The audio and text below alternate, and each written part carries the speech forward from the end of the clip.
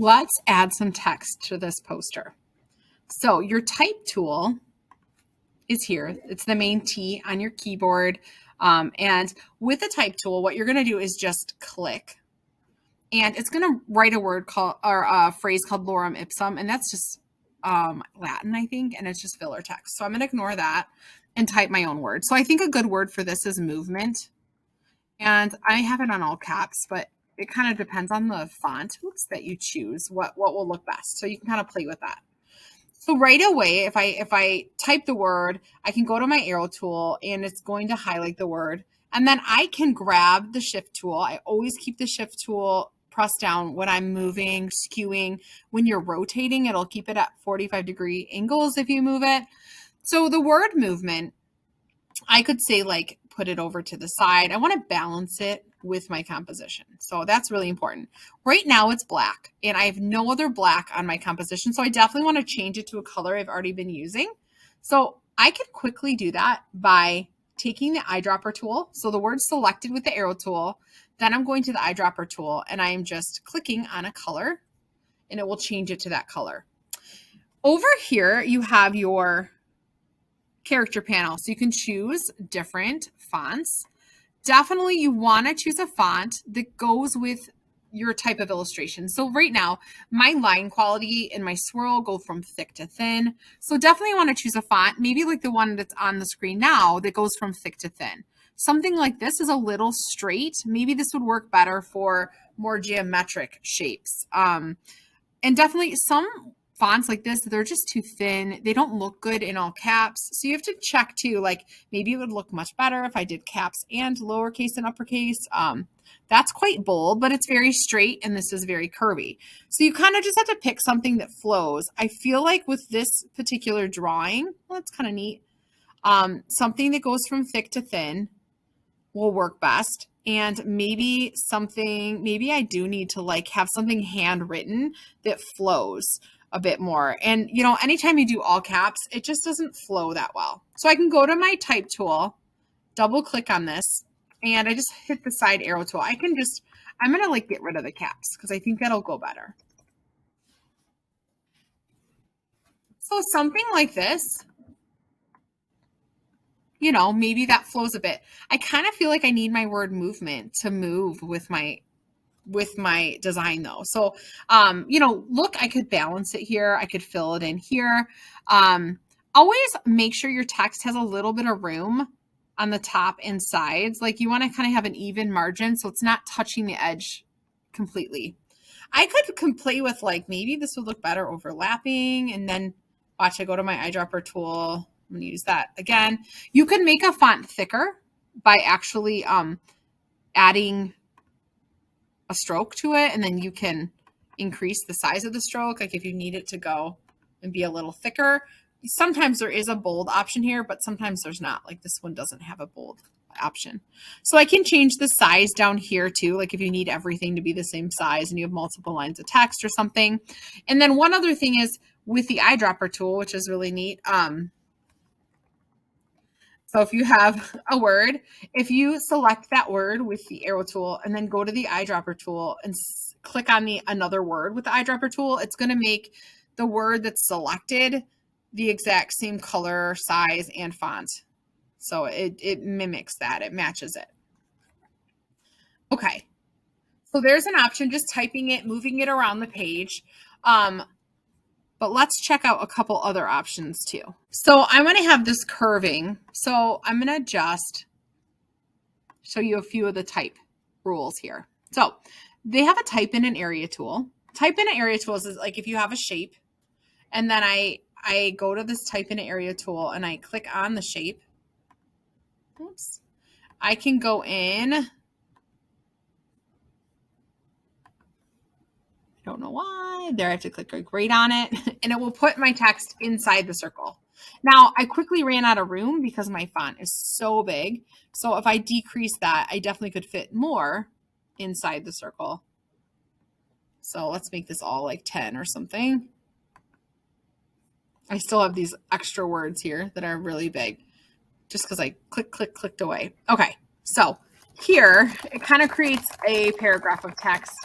in a circle and it will just stay within that circle, or it should. This one went a little out of the way, but it should stay in the thing. I never use that. But, you know, that could come in handy if you're doing a paragraph that you want to be shaped as a circle. The thing I do use, though, is this type on a path tool. So the type on a path, what you do is you take your pencil tool or your pen tool and you create a path like this. Oh, I'm going to reconnect with this, make it a little longer. Now I did just draw from left to right. That does make a difference. And then I'm going to go to the type on the path tool and click. And I'm going to write, actually, I'm going to do this. I'm going to undo. I'm going to grab this and cut it, Control X. And then I do have a path there. Let me delete this. I do have a path that I just drew. Yes, it was just invisible because I didn't give it an outline or a stroke. So now I can go and instead of typing, I can click and then I can paste the word movement. So with a type on the path tool, then I can get it to follow the path. I might have to go in and make adjustments. So there's these little handles that will shift. They're kind of invisible. Your word along the path. So I had to go to my arrow tool to find those. So, and they kind of just disappeared. So you have to find them. It'll change the path and where it's at. Let's see if I can find it again. Oh, that's just moving it. So I can move things. Oh, it's this long one. I can move it along the path. I could also double click on the word and like make it bigger or something if I needed to. And just have it like follow the path. So that can be kind of fun. I feel like it needs to come down here a bit more. So maybe I go to my arrow tool again. Bring it down. You know, my stuff goes from thick to thin. I can also go to my type tool and highlight this again.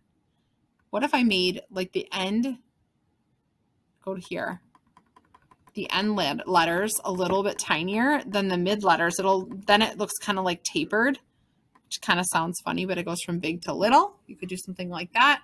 And then just click off of it to kind of see, okay, does that look good? I can go in and adjust the line too with my white arrow tool. Like I can change it. I think I can even go in and like smooth it and stuff. Let's just smooth the path a little bit.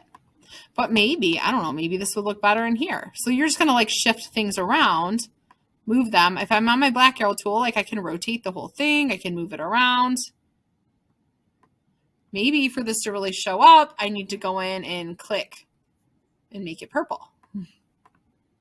Oops. So there's lots and lots of options for that. So just find where you think it fits best. I don't like that as much. I like it out here better. I just kind of wanted to have an even space, negative space. Maybe I'm missing, like maybe I need a little line or something there coming off of it. I could kind of embellish this and do something like that. Make it go from thick to thin, or maybe that would add to the design. So you're going to find a font that works and just try it out. I might want to change up my fonts, but you want it to flow for sure. And then when you're done, File, you're going to save this version. This is my complimentary, but I'm going to put text at the end. So now I have a fourth version of my poster. One final thing that I like to do with text sometimes is if I have a word and I go to my arrow tool to select it, there is this option called the warp tool up here. It says make envelope. So it should be right here. You can also get to it by going to Object, Distort, or Envelope Distort, and then you have these options here. So there's make with warp, make with mesh. So these are the same things. When I click on my word with my arrow tool, they appear here. I'm going to go to the little arrow and make with warp. When I click on it, what it does is you have these options and you can warp your word. So I can play with the amount it's warped. So when it's done, I can click and I can move my warp around. I can go and I can click on the white arrow tool and I can double click and adjust this as well. So that's kind of fun. The only thing is, before you warp, I'm going to Control Z a couple times. You need to make sure the color is the color you want before you warp it, because it can't be easily changed after the fact. So I'm going to make it orange first. Then I'm going to go here and go to warp, and then it should be fine. So watch, I can take this now, and I can, now it's nice and round, and it might fit into an area much better than it did as a rectangular. So I can go here and squish it some more. I still want to make sure it's legible though. I think that would be really, really important. So maybe, you know, I could fit it in here, and if I can't get it just right, I could take my white arrow tool, and it does put a mesh around it. I can double click on these anchor points and really adjust the warp that way. It's just, you don't want your letters to get too distorted, because that can make it difficult to read then. But see, I can move these around. The other option, oh, maybe this would be cool to like have it touching like that. The other option would be, great movement again.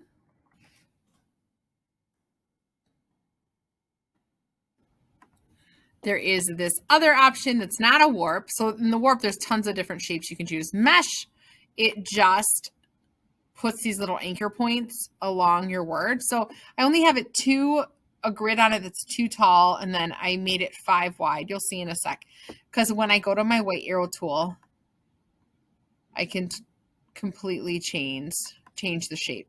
So it was a longer word, so I had more anchor points across the word than I did going up and down the word. If you have too many, it makes it harder to move.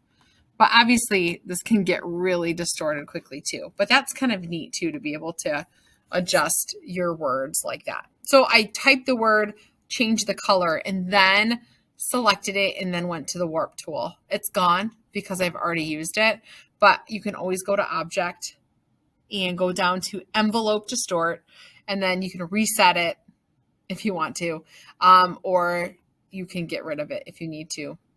I forgot to mention one other thing with the type tool. If you draw a circle or shape, you can type along the path of the circle and shape too. So you don't have to just like draw a path with a pen or pencil tool.